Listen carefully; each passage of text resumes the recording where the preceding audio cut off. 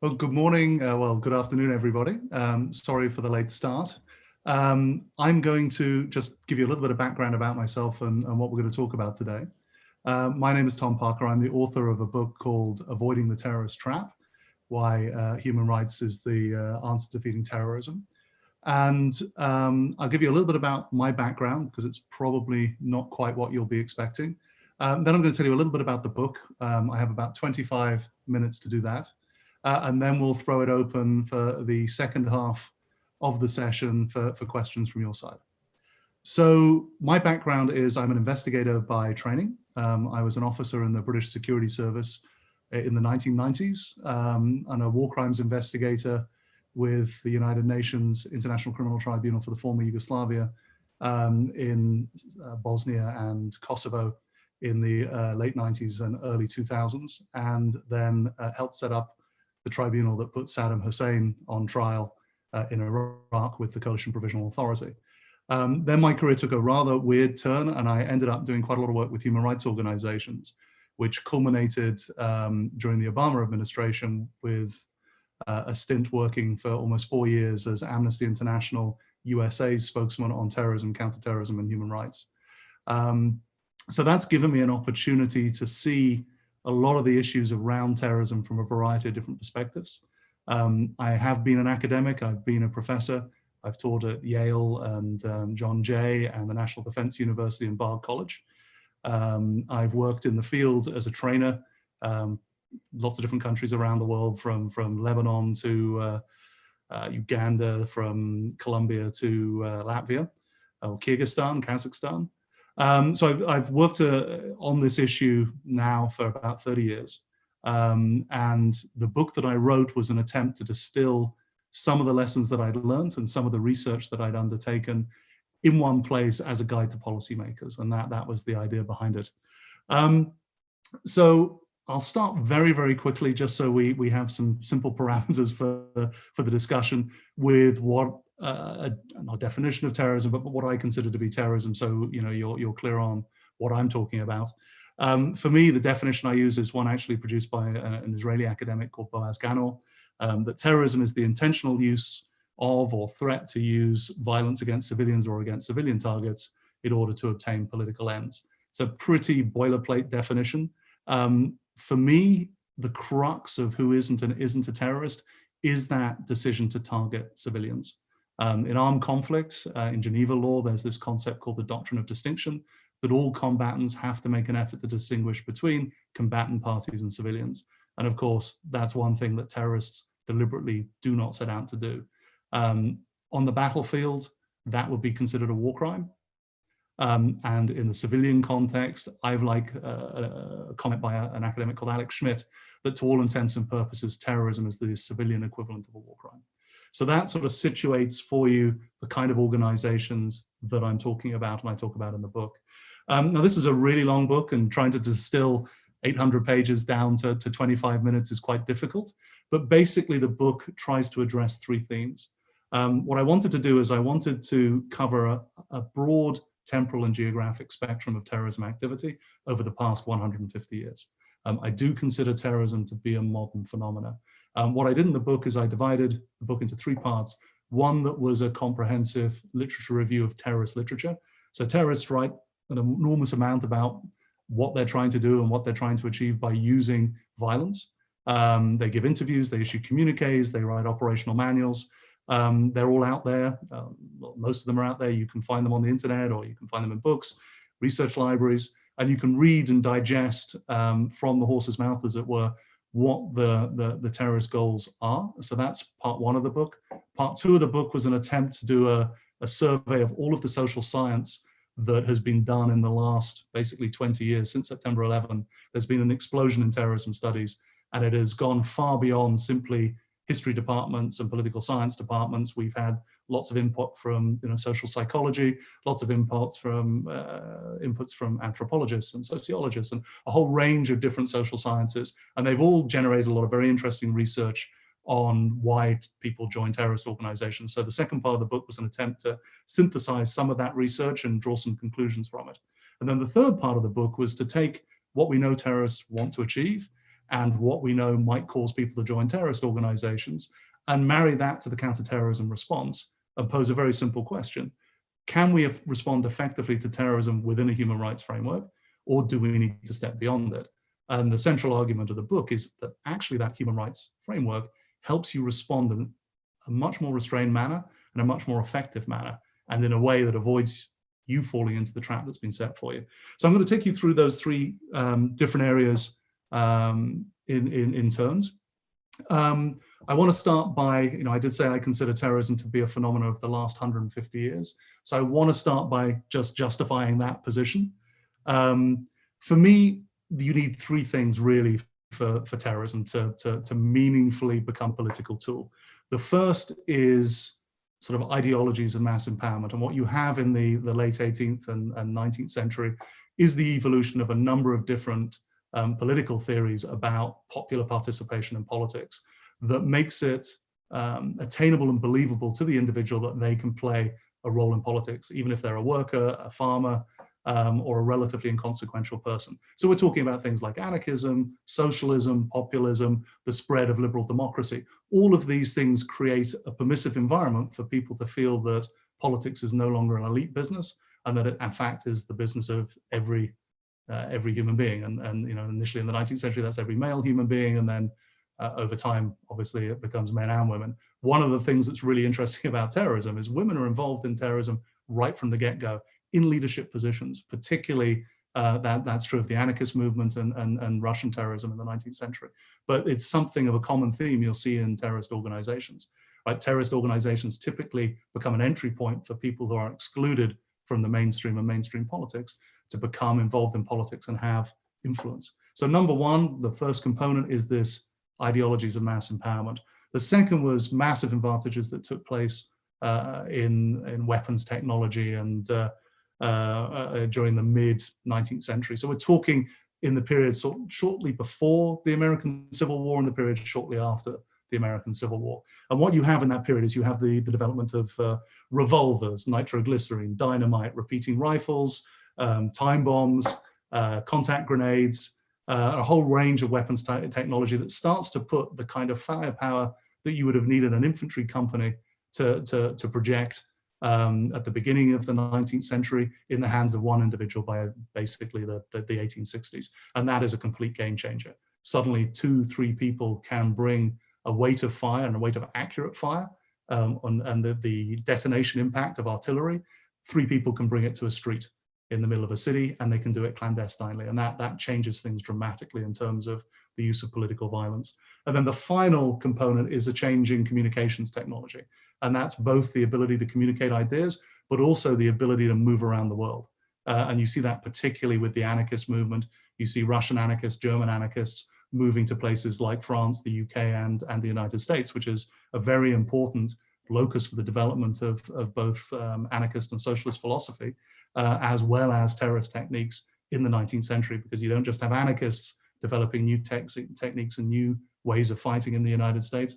You also have Irish nationalists, groups like Clan Nagal and the Skirmishers, also developing. In fact, there was a school for dynamite run in Brooklyn in the 1870s and 1880s to help Irish Americans who wanted to go back and fight against the British dominion of Ireland, occupation of Ireland.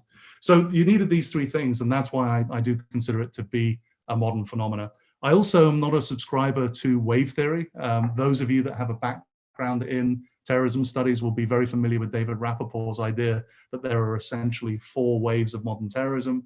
A first wave that is a sort of a populist, socialist, anarchist wave. A second wave that is anti-colonial. So the first wave would be the late 19th century. The anti-colonial wave would be the first half of the 20th century. Then he says there's a Marxist wave in the 60s and 70s and early 80s, and then a religious wave basically from the 1980s to the current day. It's a great theory. It's a very useful theory if you're teaching a class on politics, because it allows you to move very neatly through a number of different terrorist organizations. But the reality is actually much messier. I would agree, broadly speaking, with his categories. I do think there are essentially 4 strains of terrorism, but where we differ is I think you can see those 4 strains right from the beginning. And while they do ebb and flow in significance, they are present pretty much in every single decade from about the 1850s to the present day. And those 4 themes for me, or those 4 strains for me, would be religious terrorism, Patient zero for that would probably be John Brown in the run-up to the Civil War, the American Civil War. Nationalist terrorism starts really with the 1848 revolutions, populist uprisings in Europe, which was very closely tied to calls for self-determination, particularly in the Slavic world. Mikhail Bakunin, the famous anarchist, wrote a book called The Appeal to Slavs, which was about creating nationhood for a variety of Balkan components of the Austro-Hungarian Empire, for example. Probably the sort of patient zero of that would be a chap called Felice Orsini, who was actually an Italian nationalist who threw a contact grenade at the carriage of Napoleon III because he believed Napoleon was an obstacle to Italian unification, which he wanted to remove. Then we have an extremist, what we call now in modern parlance, REMT, religious and ethnically motivated terrorism. For me, your sort of patient zero for that would be the Ku Klux Klan in the period of Reconstruction after the American Civil War. But you can see it in groups like the Black Hundreds in Russia, sort of counter-revolutionary groups that form, and you see it all the way through to the modern day. And obviously, it's something that we're grappling with at the moment. And then you have a sort of broadly socialist or Marxist strain that does evolve over the 150 years. It is mostly initially driven by anarchist thought and leaders, but then it becomes progressively more driven by Marxist ideas and Marxist-Leninism and ultimately Maoism as well. And those four strains have generated a great deal of terrorist activity and a great deal of terrorist literature. So, and a final point to say about that is, we know from studying individual biographies of terrorists that terrorists are voracious consumers of the works produced by other terrorist groups, even if they are not within their own ideological group. So, for example, we know that nationalists read about socialists. The individual quoted more in Al-Qaeda training manuals than anybody else is Mao Zedong, because of his treatise on guerrilla warfare. But I'll give you examples. Let me think of another one.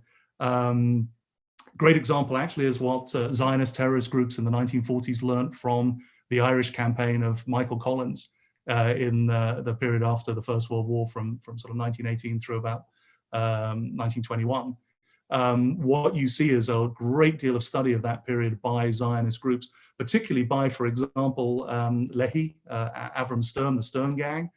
Stern himself actually translated a book called The Victory of Sinn Féin from Irish into Hebrew.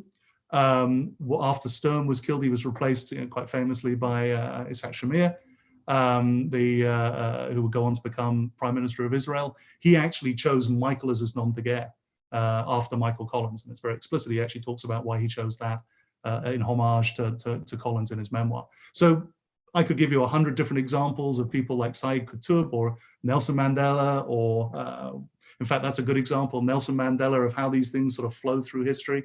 When he was running Spear of the Nation, which was the militant wing of the ANC, one of his closest advisors was a man called Arthur Goldreich, who had been a veteran of the Haganah. So not perhaps from the more Zionist extreme wing of terrorist activity in Israel, but nevertheless from a clandestine underground organization. So this is an incredible amount of cross-fertilization that takes place between different terrorist groups. In the social science world, we call that contagion theory. And you'll find it sort of cited. And in fact, Professor Cronin talks about it to a considerable degree in her new book, Power to the People, in the way that ideas transmit and technologies transmit from one group to another. And we know that in terrorism, this is a very important way that terrorist campaigns are shaped over time. And from this, despite the diversity of terrorism, in my book, I argue you can basically distinguish a terrorist doctrine that has remained consistent over the period of the last 150 years. And you can find all of the key elements in pretty much every single terrorist campaign. And I'll very quickly just give you those, what I believe are the 6 core tenets of terrorist doctrine. The first is asymmetrical warfare. I mean, obviously terrorists don't want to meet states' forces on the battlefield. They want to try and find a way of bringing their force to bear at the enemy's weakest point. That's essentially the concept behind asymmetry. Asymmetry can be both an asymmetry of force, but it could also, for example, be an asymmetry of financing. It costs very little to carry out a terrorist attack. It costs an enormous amount of money to protect from a terrorist attack. So that's a very important tool. Attrition. Terrorists for a long time have understood that they are not in a short-term business. There's a great phrase from the Taliban in Afghanistan: you have the watches, we have the time. And that is the Long War Doctrine in a nutshell. Terrorists understand that they're in a generational struggle. It's usually a generational struggle against democracies. Democracies do not tend to think in generational terms. They think in term limits, usually 4 to 5 years.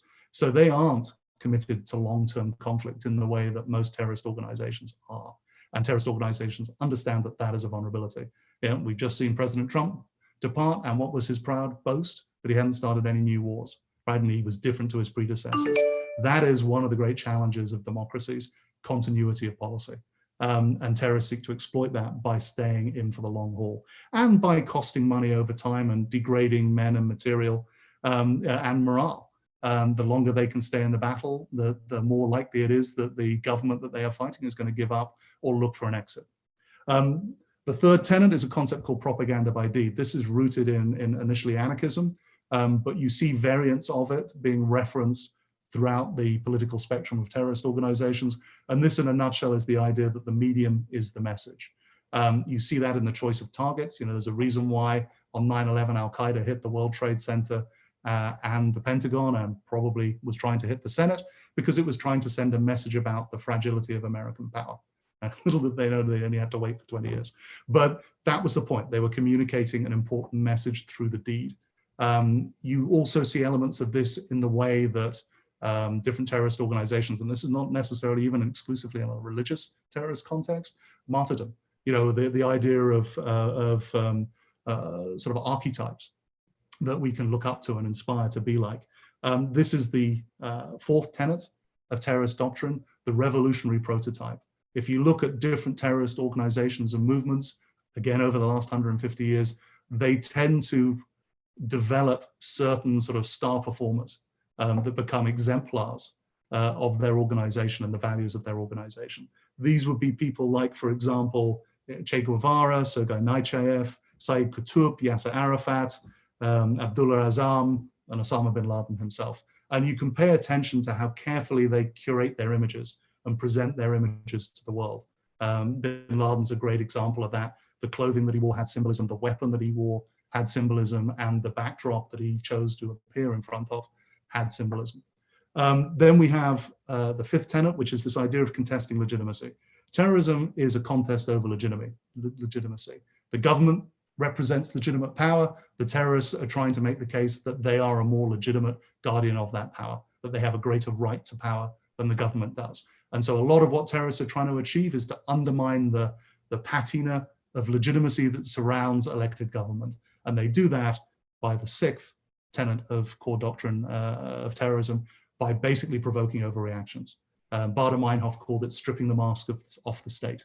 The idea is to expose, it's supposed to take a Monty Python phrase, the violence inherent in the system, right? You demonstrate that actually it's not a democracy, that is not as liberal as it says, it's not as inclusive as it says, that actually really it's a small cabal running a very selfish government for the benefit of a small minority. And you see this sort of play out with things, this contesting of legitimacy and this provoking of overreaction in the way, for example, that terrorist organizations exploit missteps by government. And I'll talk a little bit at the end of this about some examples of how that happens. So those are your six core doctrines of terrorism. I'll just summarize them again: asymmetrical warfare, attrition, propaganda by deed, the revolutionary prototype, contesting legitimacy, and provoking an overreaction. And then if we look at social science, we know a lot about why people join terrorist organizations. There are various social psychology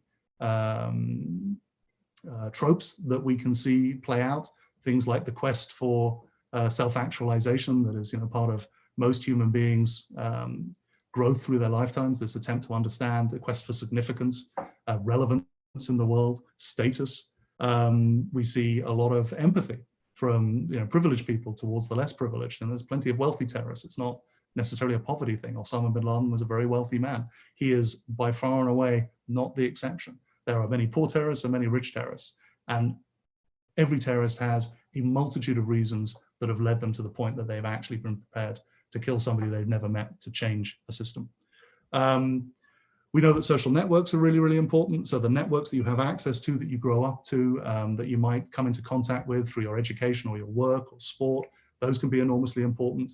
We know the experiences that you're on the receiving end are enormously important. Now they can be structural or institutional, like discrimination or marginalization or social exclusion, but they can also be personal, right? So the sort of experiences that you have personally, maybe at a checkpoint or maybe during a house search or something like that.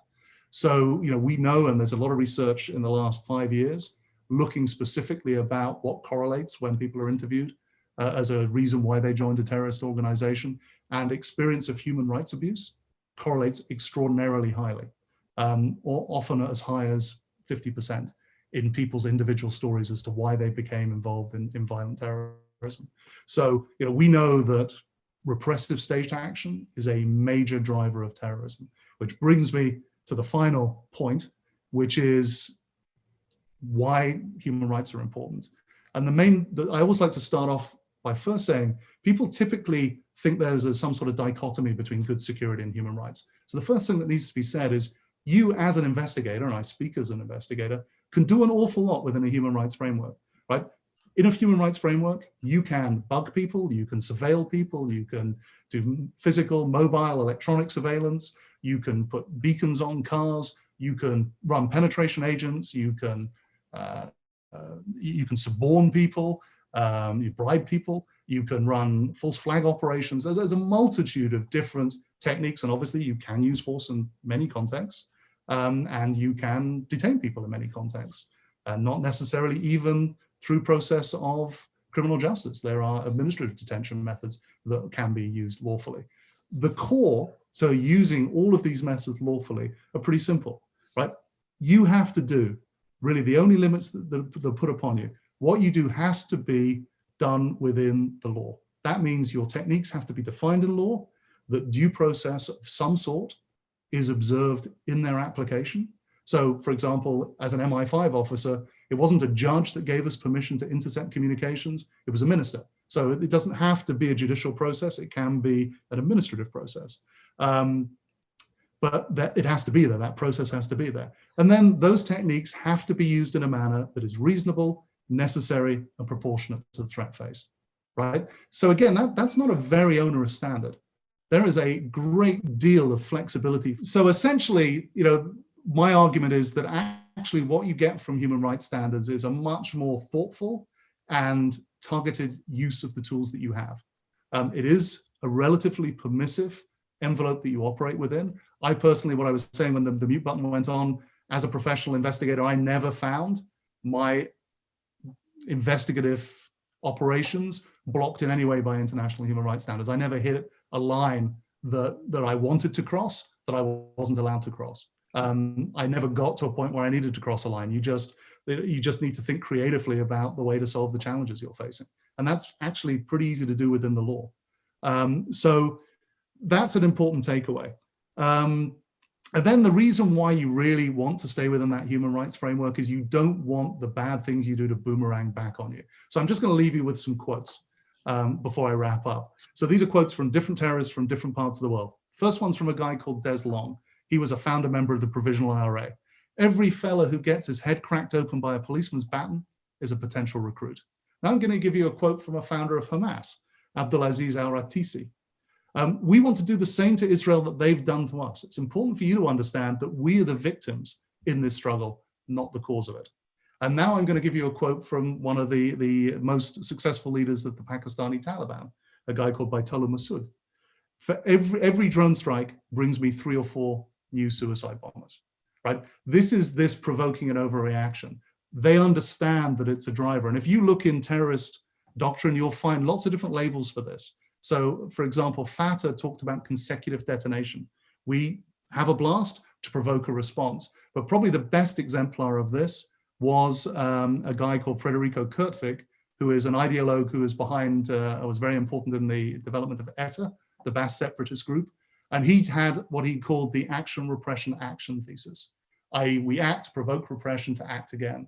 And this goes all the way back to Sergei Nechayev, one of the very early anarchist revolutionaries in Russia in the 1860s and 1870s, where he produced this very influential treatise called The Catechism of the Revolutionary, one of which is let the most bestial officials live because they will drive the people to inevitable revolt. Right? This has been a core doctrine. What human rights does is stop you making those mistakes they're looking for. And I'll give you the other side of this. David Petraeus, there's a fantastic quote I love by him from his early days in Iraq and Afghanistan. Abu Ghraib and other situations like this are non-biodegradable. They don't go away. The enemy continues to beat you with them like a stick. And from the other side of that conflict, Abu Musab al-Zarqawi. I don't think any intelligent person who remains who believes in the monstrous lie of promised democracy after the revelations of Abu Ghraib and Guantanamo. And here we have a nice quote from the IRA's operational manual, the Green Book. We exploit the enemy's mistakes by propagating facts. There is no more powerful propaganda than the truth. And unfortunately, when we act badly and we commit these kind of abuses, we are creating facts, true facts, that can be exploited by the people we're trying to defeat. So I'll finish by saying, look, there's a metaphor that's often used about terrorism and guerrilla warfare, that it's the war of the flea. And this is a metaphor that was developed by Mao Zedong in his treatise on guerrilla warfare. And it's referenced a lot, and you'll see it referenced a lot, for example, very specifically by one of the first leaders of Al-Qaeda in the Arabian Peninsula. And what people often miss with the metaphor of the flea is they think the flea's the key. Right? The flea representing the terrorist group or the guerrilla, that by biting, the flea will overcome and defeat his enemy.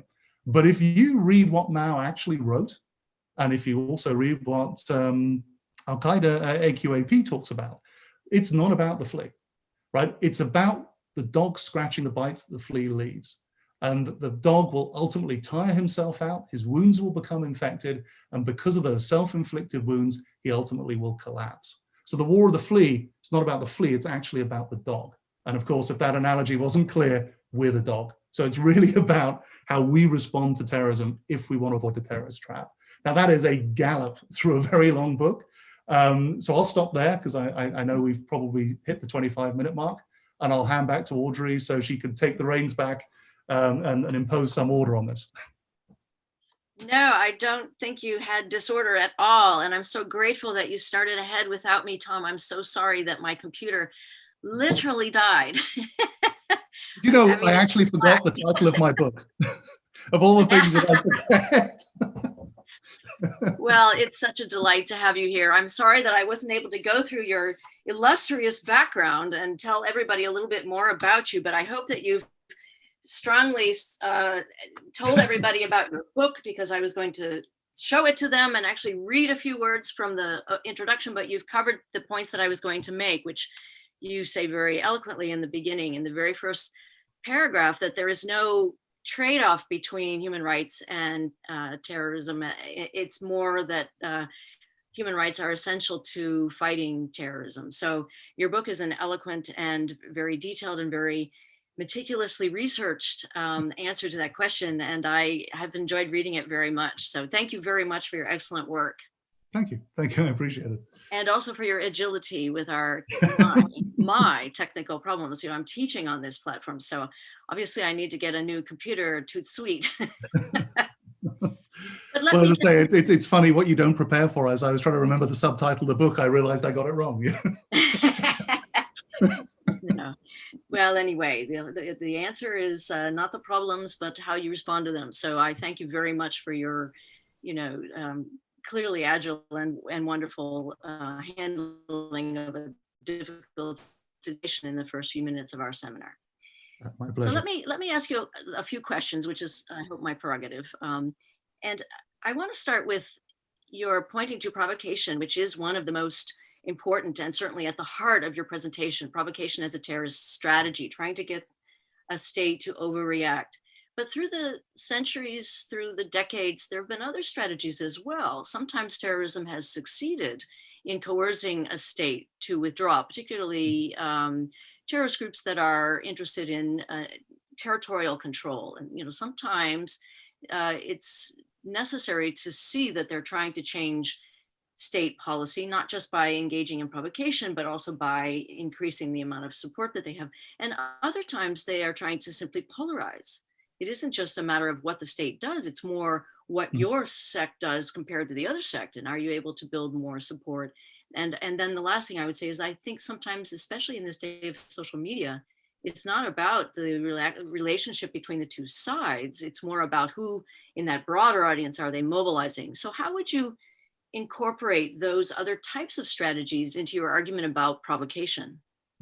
I think you made a really important point, right? Every single conflict is different, and terrorism is situational, right? So in every conflict, you're going to have different factors that are more important than less important, and objectives that vary from, if you're a colonized people trying to eject a colonial power, your situation is very different from, for example, a ideologically motivated subgroup trying to take power from a majority, for example. So what I always say when I used to do training with the US military at the Joint Special Operations University and at Fort Bragg, I'd say, look, guys, this is a bucket of ideas. I'm not going to come to you and tell you this is how terrorism does work or doesn't work.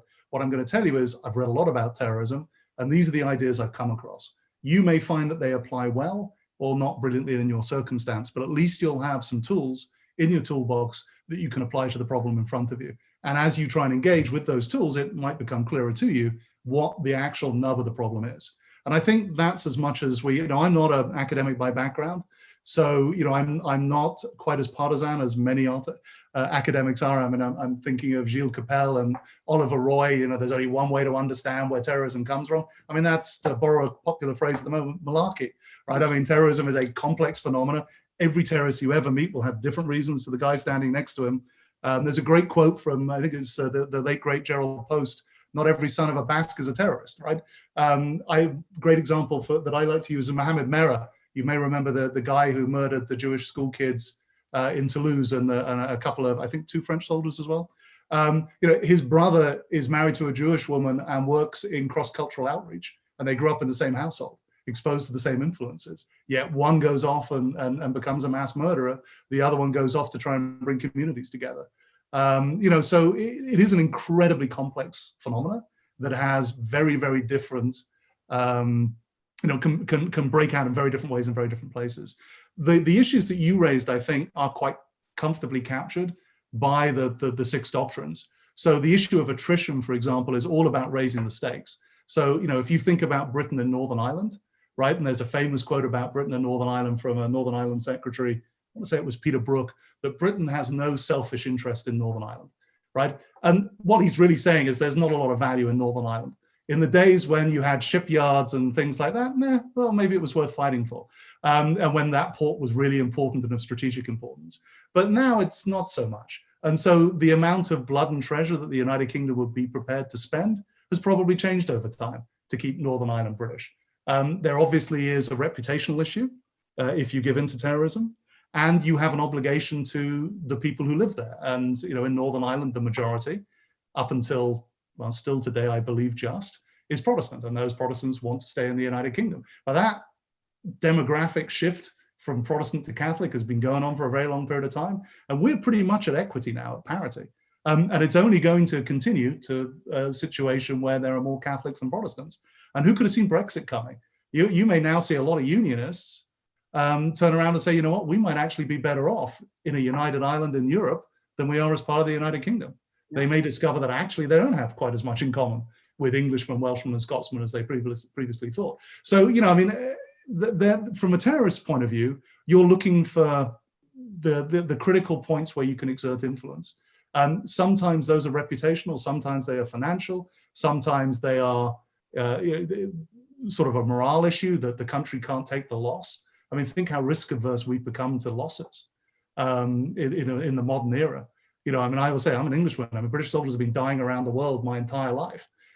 So we tend to think very cheaply. My wife likes to say that when the Americans talk about cost, my wife is American, they're talking about people. When the English talk about cost, they're talking about money. When we're talking about security issues. And there's a lot of truth about that. And we've spent our people's lives quite cheaply, in a whole range of quixotic and quite selfish, pursuit of quite selfish and quixotic ends. Each country has a different way of looking at these issues as well.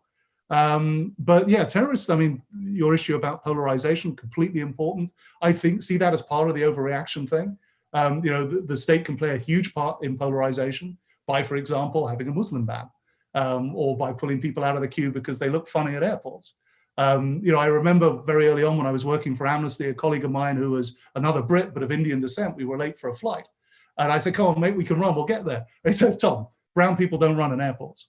And you realize the damage that some of our, unthinking knee-jerk reactions have on a wider community. I'll stop there. That is off, that's appalling. Well, so Tom, in a democracy though, sometimes what the constituents want is the government to overreact. It's not necessarily, I mean, even more so in authoritarian or totalitarian governments. So how does your model work for a government that's simply trying to maintain the support of its people by overreacting, perhaps? So that's a really interesting question, and that's really the trap, right? That's the whole thing in a nutshell, and it's difficult. It's very, very difficult for governments not to respond, particularly, exclusively for democracies, right? I can't think of a government, with perhaps the exception of the Norwegian government after Breivik, which, let's face it, was a one-off, that hasn't overreacted. In fact, the whole genesis of this book was a throwaway phrase in Louise Richardson's book, What Terrorists Want, where she referred to a pathology of state overreaction. Yes. I thought that was such an interesting idea. I went away to find out if that was true, because it's one line in the book, and it was really powerful to me, because I'd just come back from Iraq and I'd just seen that happening, and I thought, my God, there's obviously a lot we can learn here from the history. And 15 years later, there's this book, but this is really hard, right? One of the nice things that a really strong human rights regime and a norm of human rights does is give democratic governments an excuse not to overreact quickly, right? Well, there's no point us doing something if we get dragged to the European Court of Human Rights, as the British government has many times. I've always thought there's a really good book to be built around the title that the European Court of Human Rights created the space to, basically ended the conflict in Northern Ireland, because by forcing the British government to stay within a certain series of human rights compliant policies, it was possible to start developing the dialogue between the Irish nationalist community and the British government that led to the peace process, which wouldn't have been possible, although there was dialogue in the early 1970s, it wasn't possible to land it anywhere. And the problem was that there were too many contentious issues. You had hunger strikes, you had the Bloody Sunday, you had torture.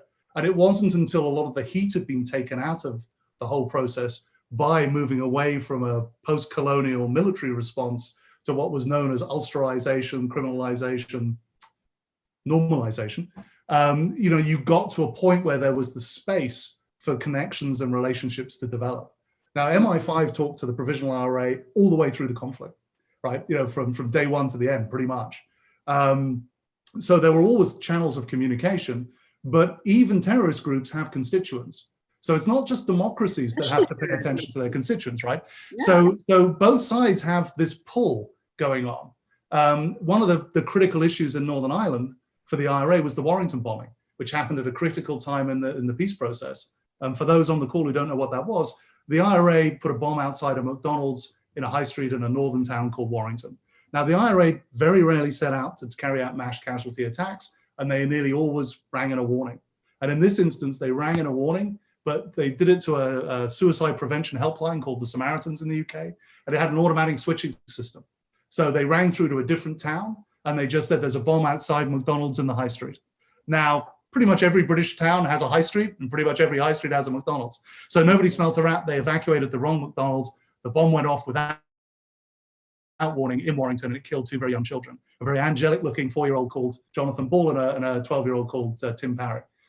They were both these sort of straight out of a, marketing catalog, beautiful children. And the picture of, I remember the Sun newspaper had their pictures with the headline "Angels" on the front of it, right? That had a huge blowback within the IRA, and it created the space actually for dialogue to grow. So everybody operates within these restrictions. But what happens with governments is we indulge in a lot of security theatre, right? We send troops to Grand Central Station. In the UK, we put an armoured personnel carrier outside of Heathrow. And it looks great. It's absolutely useless. And if it fired, it will kill everybody in the terminal. But it looks like a strong response. And so there's a lot of posturing. So what I tend to argue is there's nothing wrong with security theatre. I think it's useful and it is reassuring to the public. And you have to listen to that. Because if you lose the public, you're not going to be able to solve your problem. But one of the nice things about human rights is you can explain why you can't take the action that people might be clamoring for. But there's an important part also to that, and that's what was missing before I wrote the book, I felt, from my time at Amnesty, is you can't just make it a moral argument. You'll absolutely persuade some liberals using a moral argument, but you're not going to persuade a lot of practitioners. You're not going to persuade a lot of voters. So you've got to have an efficacy argument as well. Now that is not something that anybody in the human rights world wants to hear or will do. So there was a gap in the market for someone to come along and say, look, I'm not really a human rights guy, but I actually think you're onto something. But I think you're onto something because I want to defeat terrorists, not because, frankly, I care that much about human rights. I do a little, but I was always what we call in the UK a thief taker, right? My thing was to catch bad guys. That's why I got into it. I was blown up by the IRA when I was 21. And so I was pretty motivated when I joined the security service. And what I learned over time was we were making lots of mistakes. And then out of the blue, I learned about, I went to Leiden, I did an LLM, and I learned about all these things that could stop us from making those mistakes. And that, to me, was really, a sort of a hallelujah or a eureka moment. But no one was making the efficacy argument, so I thought there was space for it.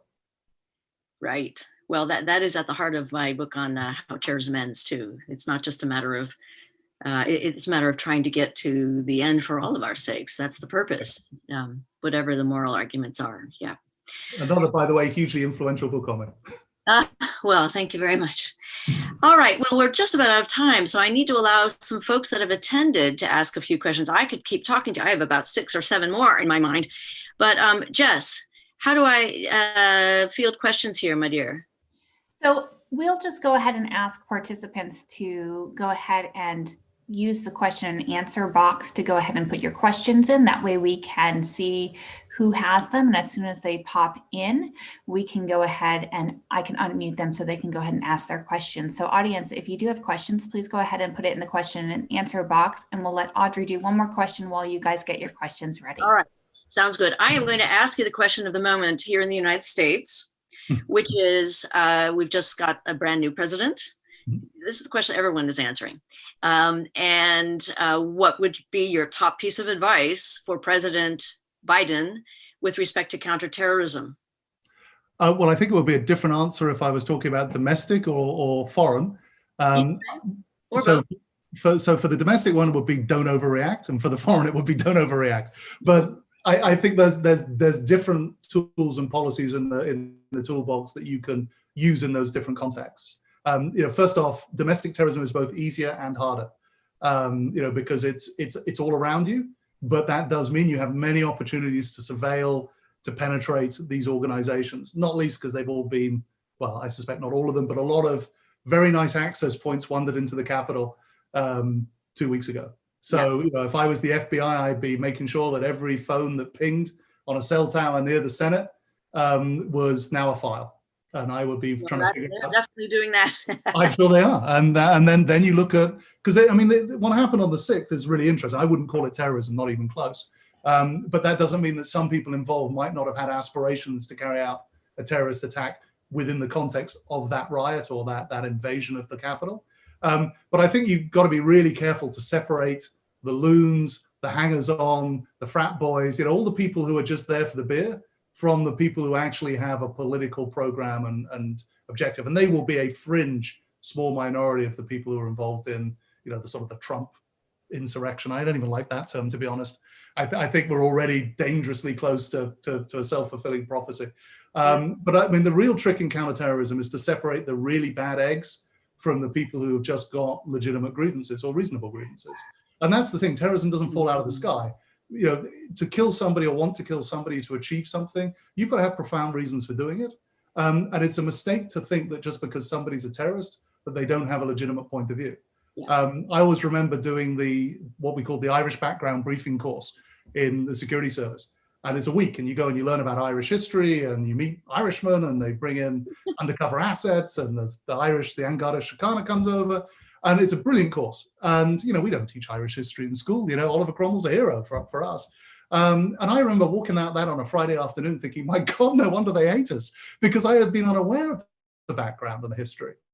And so that changed the way that I thought about the IRA. It actually made a lot more sense, both in the context of Northern Ireland and in the longer history of Ireland.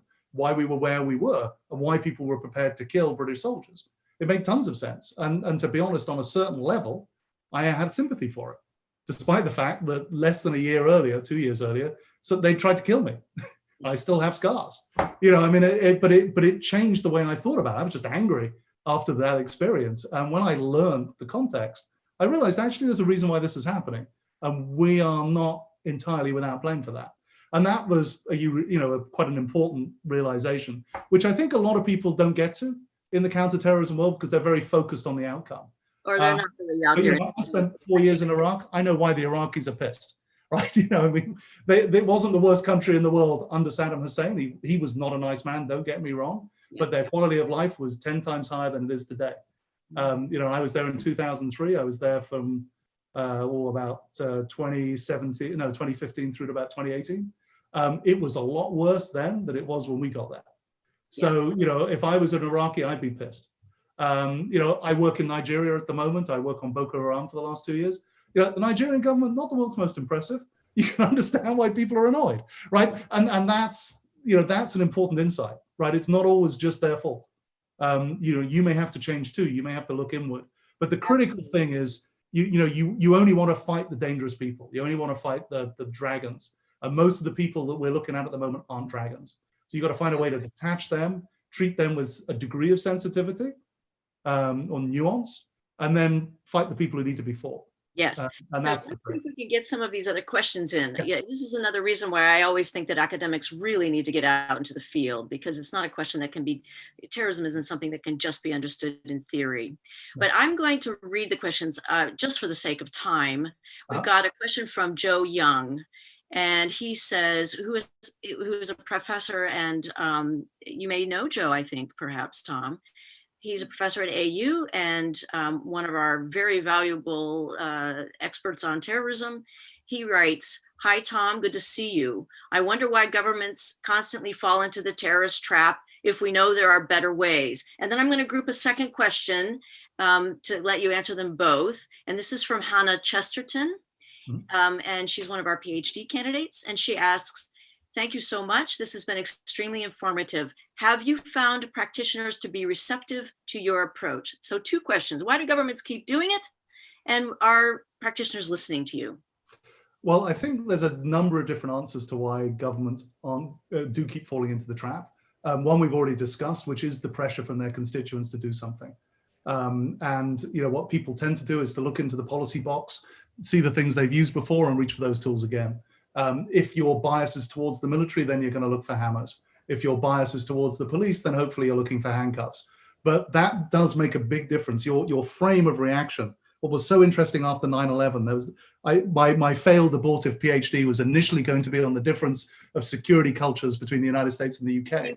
You've written your dissertation now, Tom. Well, this is a whole different thing. But what I was initially really interested in was, why did America go for the military response when Britain went for the police response? And there was this great quote, the juxtaposition of quotes, right? One comparing 9/11 to Pearl Harbor and war. And then after the 7/7 attacks in London, you had the Metropolitan Police Commissioner saying, yeah, it was a bad day, but it's not the Blitz, right? And it was so interesting that a country that had been through war on its territory did not immediately equate what happened on one day and one event to war, because it had a longer or different context for understanding that issue. Whereas, and I think it was John Gaddis wrote a really good book about surprise in the American experience, I think it was called, about 9/11. And he uses the comparison of to Pearl Harbor and I want to say the burning of the White House. I could be wrong about the second one. To argue that, America's only real go-to comparisons for sort of national disaster are military ones. And that was why it was inevitable that when you reach for a tool in the toolbox, you were reaching for military tools. And I thought that was really interesting. You can make a cultural reason for it. You could make a hard power realist argument. America's bigger, England's smaller. They can project power better. You could make a liberal institutions argument. The UK was in the EU at the time. America was, a unitary actor. You could look in different ways at it, and I'm sure there are different answers, but I found that cultural thing interesting. But the real thing is, there's a great quote, and I don't make a habit of quoting Ayn Rand, but she has this lovely phrase in The Fountainhead about a newspaper editor. And he says, a newspaper can lead the public, but only where it wants to go, because at the end of the day, A newspaper leads the public on a leash, and you have to remember that a leash is a rope with a noose at both ends, right? The point being, you can only take the public where they want to go. And sometimes the public doesn't want to listen. And there was a great illustration of that with John Kerry during the second Bush election, but W. Bush election, where Kerry basically had a 24-hour period where he made that argument. He said, look, this is a policing problem. And he had to retract it by close of business because the backlash against him was so strong. And it was about the only sensible thing said about terrorism during the entire campaign. But it just, the public didn't want to hear it. And he very quickly made the political calculation that it just wasn't a politically sustainable line to take. And that's the reality we struggle with in democracies, particularly when that democracy is really reeling. And 9/11 is the outlier of all outliers. It's a clear blue sky mass casualty attack, and that doesn't typically happen. Normally there's a broader context. So, it's a hard one to draw lessons from in some respects. Yes. But I think that's it. Now, the second question was about why have practitioners been receptive to your? So I reckon, now I do trainings all over the world. It's basically what I've been doing for a living for the last 10 years. And I think I've trained law enforcement, intelligence, and military personnel in around about 47 countries. I reckon in the average class, if you give me 3 or 4 days, I can probably get a third of the class on side by the end. And some of them will have been on side before we start. I'd like to make that clear. It's not that nobody in the security business doesn't get it, because a lot of people do already all over the world.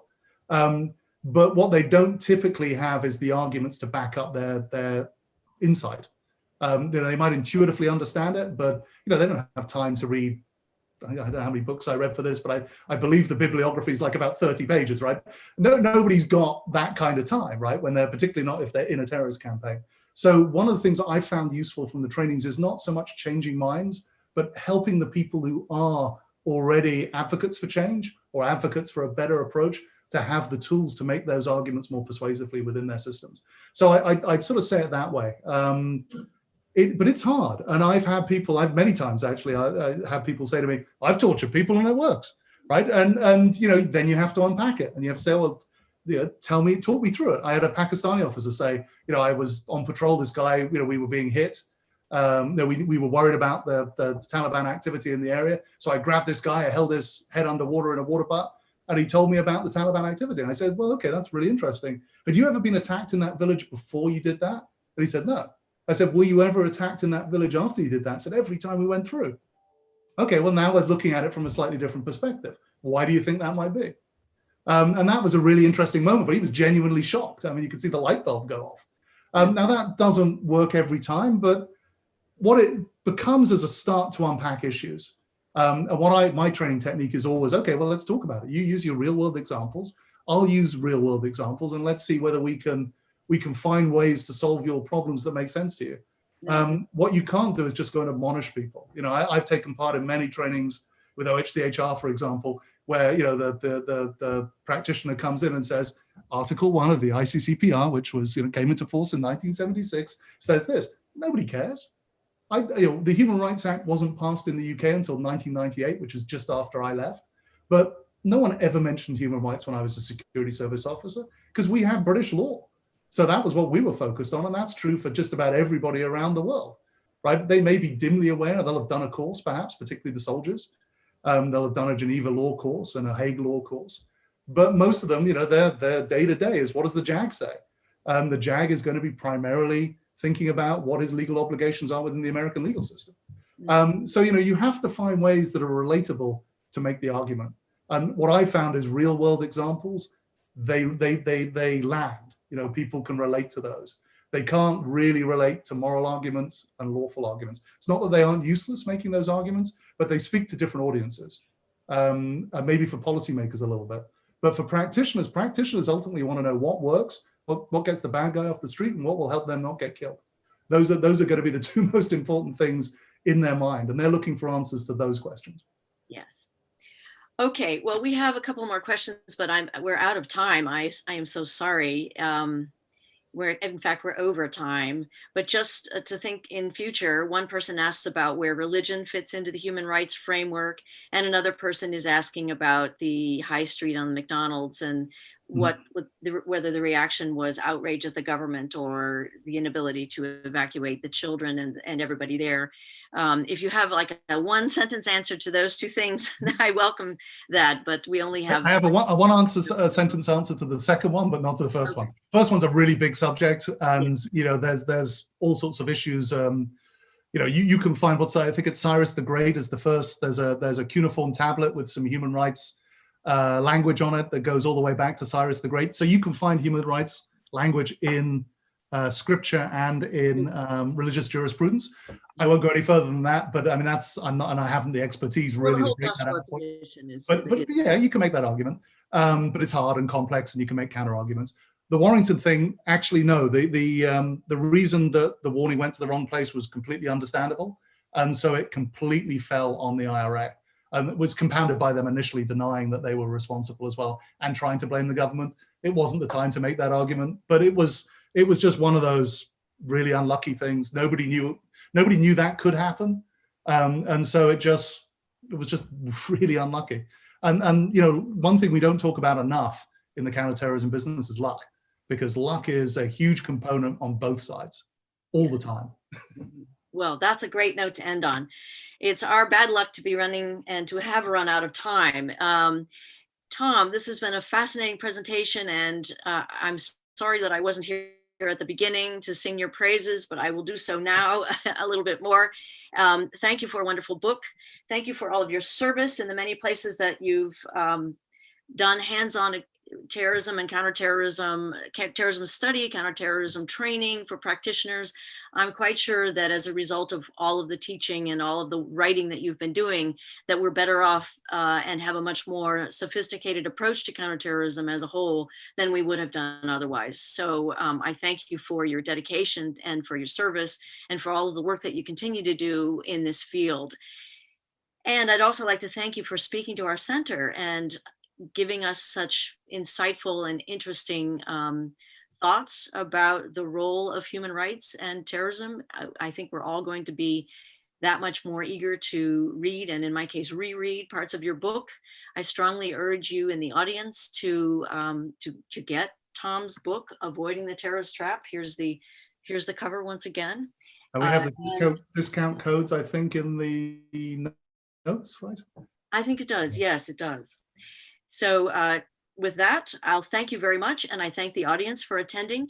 And we will be having a series of different center events. This was our first event for the spring term. We have another one coming up on Tuesday at noon, I believe. And it's all about the SolarWinds hack and the implications for the cyber world, and what the United States and also other countries should be doing with respect to the vulnerability of their supply chain. So that's Tuesday, different topic, but same place. Hopefully I'll be back on a better computer. and I look forward to any of you who would like to attend. I'd love to see you all there. Again, thank you very much, Tom. And we wish you Godspeed in all of your wonderful work. And thank you for your presentation very much. Oh, thank you for having me. It's a pleasure. Goodbye. Thank you so much.